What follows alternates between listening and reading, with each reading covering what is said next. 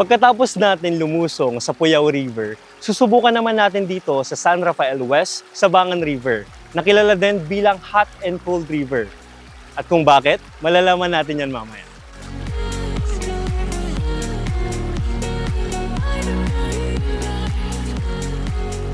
Mula sa town proper, mararating na ang Sabangan River sa loob ng 5 to 7 minutes sa halagang 80 pesos.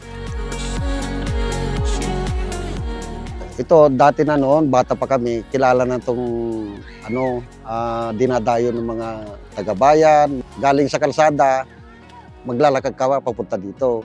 Kaya ngayon, nung nag-boom to, nung nagawa na itong kwan, pwede nang darating dito yung mga sasakyan, kaya nag-boom.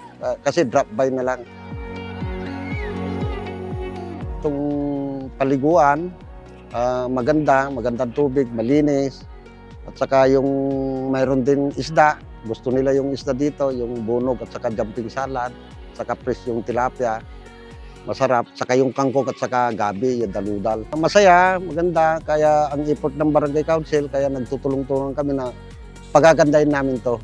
Sa maghapong pag-e-enjoy sa Sabangan River, may cottage for rent sa halagang 500 pesos mula alas 7 ng umaga hanggang alas 5 ng hapon. Yung cottage owner, pasabihan lang na yung mga basura, disiplinado naman sila. Pinapaano namin yung mga CBO na puntaan, tignan yung pan. At saka may curfew araw kasi nung pinabayan namin, hanggang alas 10 na sila, nagsiswimming sila, kaya alas 7 na lang ngayon. Maganda po, nakaka-relax po, and as a student po, nakakawala po ng stress sa mga pag-aaral po. Piliin po natin na mag-relax po rito sa Sabangan po, sa San Rafael. Pumupunta mga tao dito naliligo, sir, dahil malamig daw dito sa sariwa ng tubig dito sa amin, dito sa San Rafael. Okay naman po kasi mas malinaw po dito, tapos hindi maraming gabi. Kaya okay. Pwede rin sa bata dito at pwede din sa mata.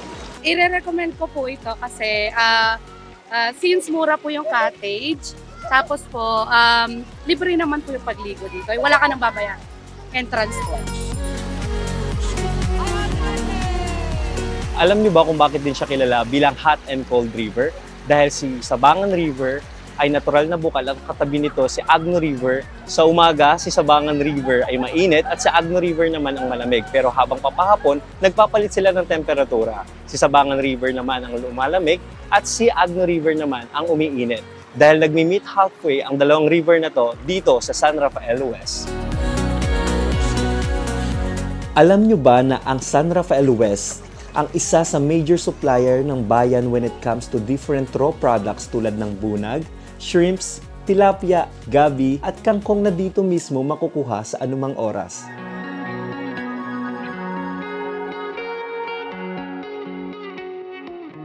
A beautiful place with a very interesting story. Yan ang hatid sa inyo ng Sabangan River.